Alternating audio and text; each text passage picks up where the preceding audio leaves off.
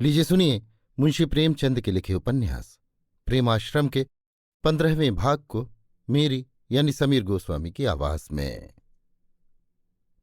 प्रातःकाल था। ज्ञानशंकर स्टेशन पर गाड़ी का इंतजार कर रहे थे। अभी गाड़ी के आने में आध घंटे की देर थी। एक अंग्रेजी पत्र लेकर पढ़ना चाहा पर उसमें जी न लगा। दवाओं के विज्ञापन अधिक मनोरंजक थे।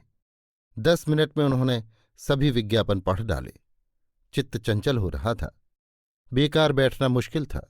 इसके लिए बड़ी एकाग्रता की आवश्यकता होती है। आखिर खोंचे की चाट खाने में उनके चित्त को शांति मिली। बेकारी में मन बहलाने का यही सबसे सुगम उपाय है। जब वो फिर प्लेटफॉर्म पर आए तो सिग्नल डाउन हो चुका था। ज्ञानशंकर का हृदय धड़कने लगा। गाड़ी आते ही पहले और दूसरे दर्जे की गाड़ियों में झांकने लगे, किंतु प्रेमशंकर इन कमरों में न थे। तीसरे दर्जे की सिर्फ 2 गाड़ियां थीं। वो इन्हीं गाड़ियों के कमरे में बैठे हुए थे। ज्ञानशंकर को देखते ही दौड़कर उनके गले लिपट गए। ज्ञानशंकर को इस समय अपने हृदय में आत्मबल और प्रेम भाव प्रवाहित होता जान पड़ता था। सच्चे भ्रातृ स्नेह ने मनोमालिन्य को मिटा दिया। गला भराया और अश्रुजल बहने लगा। दोनों भाई 2-3 मिनट तक किसी भांति रोते रहे। ज्ञानशंकर ने समझा था कि भाई साहब के साथ बहुत सा आडंबर होगा, ठाठ बाट के साथ आते होंगे, पर उनके वस्त्र और सफर का सामान बहुत मामूली था। हाँ, उनका शरीर पहले से कहीं हष्टपुष्ट था और यद्यपि वो ज्ञानशंकर से 5 साल बड़े थे, पर देखने में उनसे छोटे मालूम होते थे और चेहरे पर स्वास्थ्य की कांति झलक रही थी। ज्ञानशंकर अभी तक कुलियों को पुकार ही रहे थे कि प्रेमशंकर ने अपना सब सामान उठा लिया और बाहर चले। ज्ञानशंकर संकोच के मारे पीछे हट गए कि किसी जान पहचान के आदमी से भेंट न हो जाए। दोनों आदमी तांगे पर बैठे तो प्रेमशंकर बोले, 6 साल के बाद आता हूं, पर ऐसा मालूम होता है कि यहां से गए थोड़े ही दिन हुए हैं। घर पर तो सब कुशल है ना? ज्ञान, जी हां, सब कुशल है। आपने इतने दिन हो गए, एक पत्र भी न भेजा, बिल्कुल भुला दिया। आप ही के वियोग में बाबूजी के प्राण गए। प्रेम, वो शोक समाचार तो मुझे यहाँ के समाचार पत्र से मालूम हो गया था, पर कुछ ऐसे ही कारण थे कि न आ सका। हिंदुस्तान रिव्यू में तुमने नैनीताल के जीवन पर जो लेख लिखा था, उसे पढ़कर मैंने आने का निश्चय किया। तुम्हारे उन्नत विचारों ने ही मुझे खींचा, नहीं तो संभव है मैं अभी कुछ दिन और न आता। तुम तो पॉलिटिक्स में भाग लेते हो ना? ज्ञान, संकोच भाव से, अभी तक तो मुझे इसका अवसर नहीं मिला। हाँ, उसकी स्टडी करता रहता हूं। प्रेम, कौन सा प्रोफेशन अख्तियार किया? ज्ञान, अभी तो घर के ही झंझटों से छुट्टी नहीं मिलती। जमींदारी के प्रबंध के लिए मेरा घर रहना जरूरी था। आप जानते हैं ये जंजाल है, एक न एक झगड़ा लगा ही रहता है। चाहे उससे लाभ कुछ न हो, पर मन की प्रवृत्ति आलस्य की ओर ही जाती है। जीवन के कर्म क्षेत्र में उतरने का साहस नहीं होता। यदि ये अवलंब न होता तो अब तक मैं अवश्य वकील होता। प्रेम, तुम तो मिल्कियत के जाल में फंस गए और अपनी बुद्धि शक्तियों का दुरुपयोग कर रहे हो। अभी जायदाद के अंत होने में कितनी कसर है?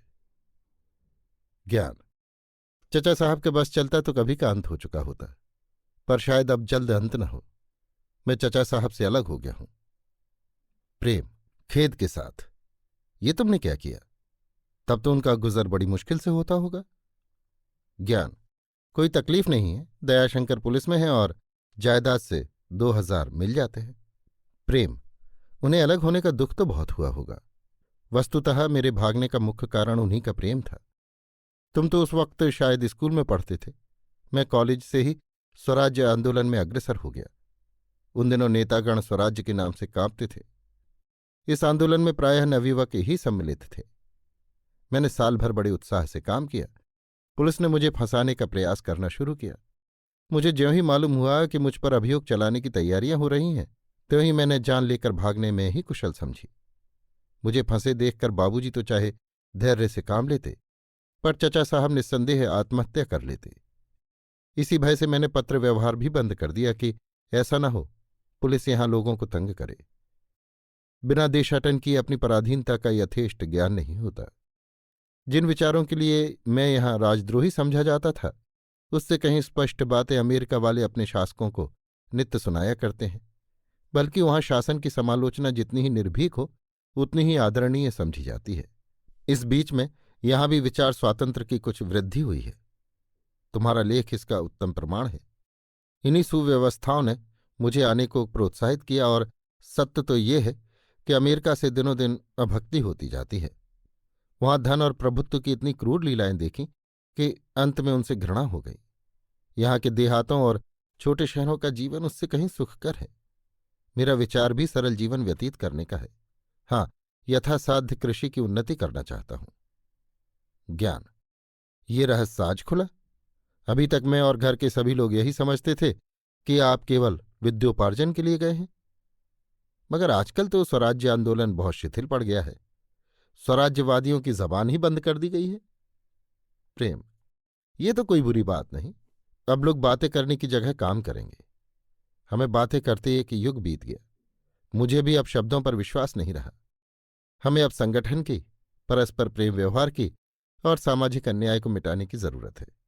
हमारी आर्थिक दशा भी खराब हो रही है। मेरा विचार कृषि विधान में संशोधन करने का है। इसलिए मैंने अमेरिका में कृषि शास्त्र का अध्ययन किया है। ये बातें करते हुए दोनों भाई मकान पर पहुंचे। प्रेमशंकर को अपना घर बहुत छोटा दिखाई दिया। उनकी आंखें अमेरिका की गगनस्पर्शी अट्टालिकाओं को देखने की आदी हो रही थीं। उन्हें कभी अनुमान ही न हुआ था कि मेरा घर इतना पस्त है। कमरे में आए तो उसकी दशा देखकर और भी हताश हो गए। जमीन पर फर्श तक न था। 2-3 कुर्सियां जरूर थीं, लेकिन बाबा आदम के जमाने की, जिन पर गर्द जमी हुई थी। दीवारों पर तस्वीरें नई थीं, लेकिन बिल्कुल भद्दी और अस्वाभाविक। यद्यपि वो सिद्धांत रूप से विलास वस्तुओं की अवहेलना करते थे, पर अभी तक रुचि उनकी ओर से न हटी थी। लाला प्रभाशंकर उनकी राह देख रहे थे।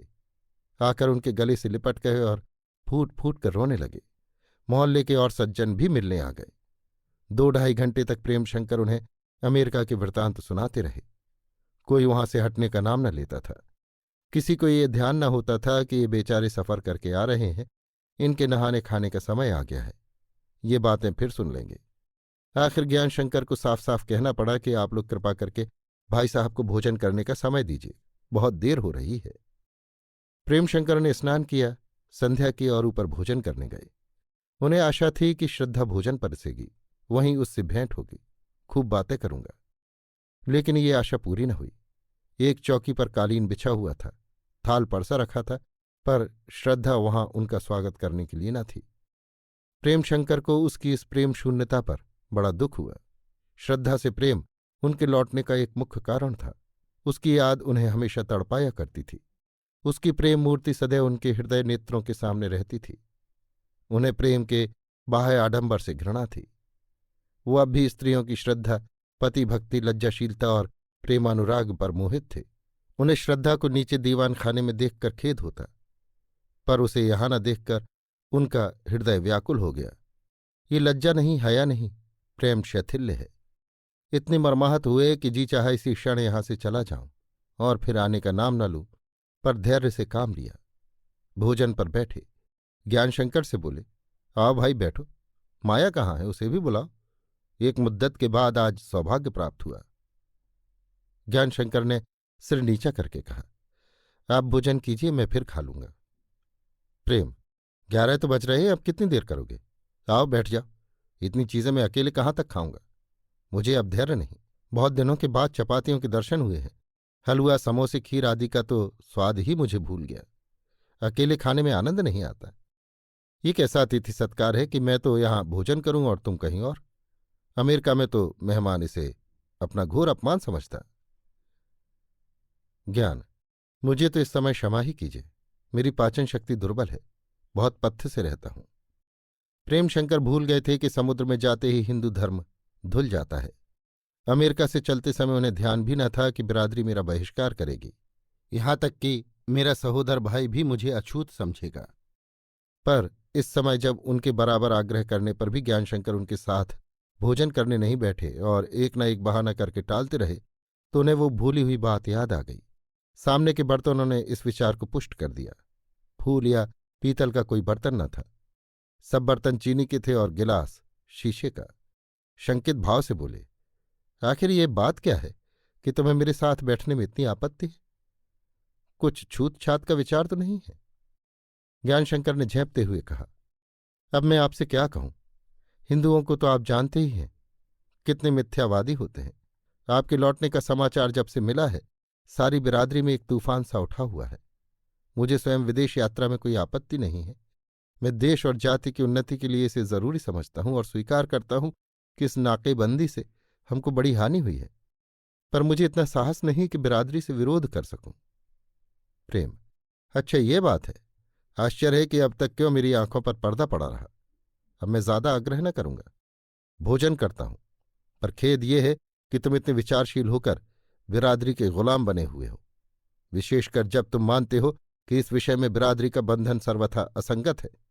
शिक्षा का फल ये होना चाहिए कि तुम बिरादरी के सूत्रधार बनो, उसको सुधारने का प्रयास करो, ना ये कि उसके दबाव से अपने सिद्धांतों को भी बलिदान कर दो। यदि तुम स्वाधीन भाव से समुद्र यात्रा को दूषित समझते तो मुझे कोई आपत्ति न होती, तुम्हारे विचार और व्यवहार अनुकूल होते। लेकिन अंतःकरण से किसी बात के कायल होकर केवल निंदा या उपहास के भय से उसका व्यवहार न करना तुम जैसे उदार पुरुष को शोभा नहीं देता। अगर तुम्हारे धर्म में किसी मुसाफिर की बातों पर विश्वास करना मना हो तो मैं तुम्हें यकीन दिलाता हूं कि अमेरिका में मैंने कोई ऐसा कर्म नहीं किया जिसे हिंदू धर्म निषिद्ध ठहराता हो। मैंने दर्शन शास्त्रों पर कितने ही व्याख्यान दिए, अपने रस्म रिवाज और वर्णाश्रम धर्म का समर्थन करने में सदैव तत्पर रहा, यहां तक कि पर्दे की रस्म की भी सराहना करता रहा। और मेरा मन इसे कभी नहीं मान सकता कि यहां किसी को मुझे विधर्मी समझने का अधिकार है। मैं अपने धर्म और मत का वैसा ही भक्त हूं जैसा पहले था, बल्कि उससे ज्यादा, इससे अधिक मैं अपनी सफाई नहीं दे सकता। ज्ञान: इस सफाई की तो कोई जरूरत ही नहीं, क्योंकि यहां लोगों को विदेश यात्रा पर अश्रद्धा है, वो किसी तर्क या सिद्धांत के अधीन नहीं है। लेकिन इतना तो आपको भी मानना पड़ेगा कि हिंदू धर्म कुछ रीतियों और प्रथाओं पर अवलंबित है और विदेश में आप उनका पालन समुचित रीत से नहीं कर सकते। आप वेदों से इंकार कर सकते हैं, ईसा या मूसा के अनुयायी बन सकते हैं, किंतु इन रीतियों को नहीं त्याग सकते। इसमें संदेह नहीं कि दिनों दिन ये बंधन ढीले होते जाते हैं और इसी देश में ऐसे कितने ही सज्जन हैं जो प्रत्येक व्यवहार का उल्लंघन करके भी हिंदू बने हुए हैं, किंतु बहुमत उनकी उपेक्षा करता है और उनको निंद समझता है। इसे आप मेरी आत्मभीरुता या अकर्मण्यता समझें, किंतु मैं बहुमत के साथ चलना अपना कर्तव्य समझता हूं। मैं बल प्रयुक्त सुधार का कायल नहीं हूं। मेरा विचार है कि हम बिरादरी में रहकर उससे कहीं अधिक सुधार कर सकते हैं जितना स्वाधीन होकर। प्रेमशंकर ने इसका कुछ जवाब न दिया। भोजन करके लेटे तो अपनी परिस्थिति पर विचार करने लगे।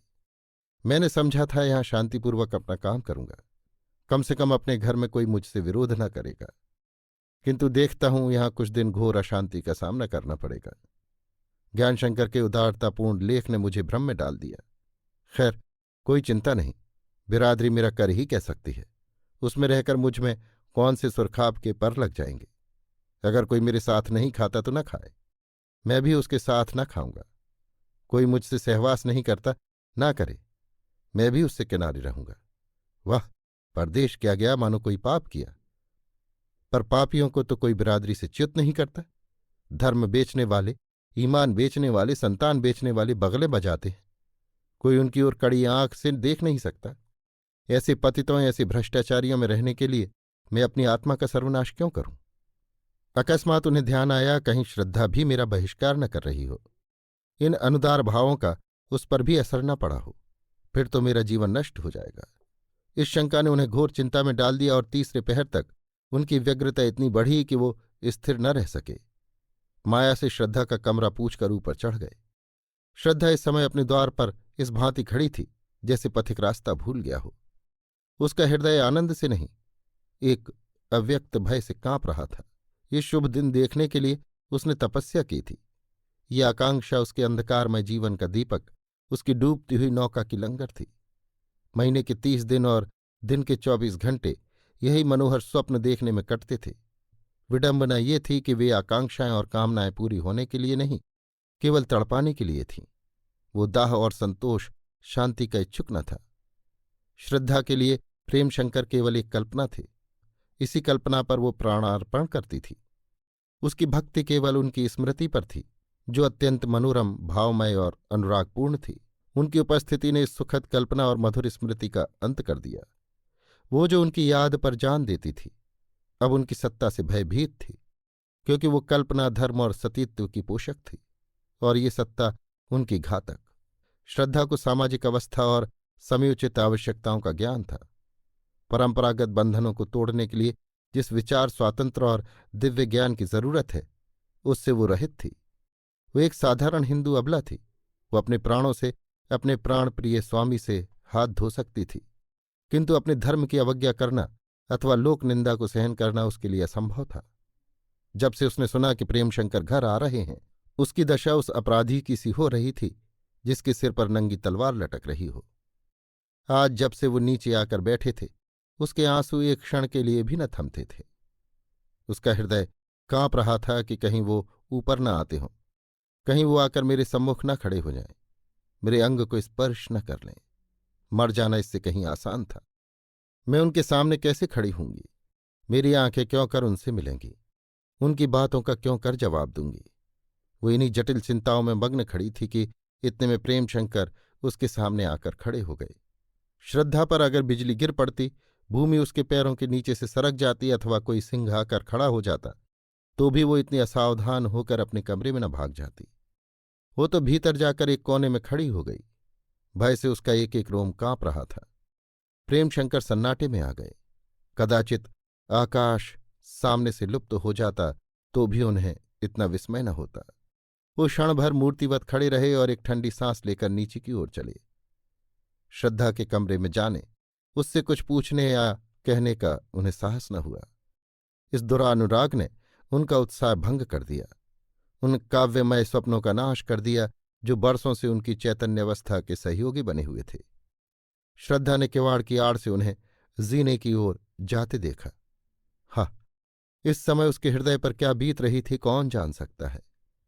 उसका प्रिय पति, जिसके वियोग में उसने 7 वर्ष रो रो कर काटे थे, सामने से भग्न हृदय हताश चला जा रहा था, और वो इस भांति सशंक खड़ी थी मानो आगे कोई बृहद जलागार है। धर्म पैरों को बढ़ने न देता था। प्रेम उन्मत्त तरंगों की भांति बार बार उमड़ता था, पर धर्म की शिलाओं से टकरा कर लौट आता था। एक बार वो अधीर होकर चली कि प्रेमशंकर का हाथ पकड़कर फिर लाऊं। द्वार तक आई, पर आगे न बढ़ सकी। धर्म ने ललकार कर कहा, प्रेम नश्वर है, निस्सार है। कौन किसका पति और कौन किसकी पत्नी, ये सब मायाजाल है। मैं अविनाशी हूं, मेरी रक्षा करो। श्रद्धा स्तंभित हो गई। मन में स्थिर किया, जो स्वामी 7 समुंदर पार गया, वो न जाने क्या खाया क्या पिया, न जाने किसके साथ रहा, अब उससे मेरा क्या नाता। किंतु जब प्रेमशंकर जीने से नीचे उतर गए, तब श्रद्धा मूर्छित होकर गिर पड़ी। उठती हुई लहरें टीले को न तोड़ सकीं, पर तटों को जलमग्न कर गईं। अभी आप सुन रहे थे मुंशी प्रेमचंद के लिखे उपन्यास प्रेमाश्रम के 15वें भाग को मेरी यानी समीर गोस्वामी की आवाज में।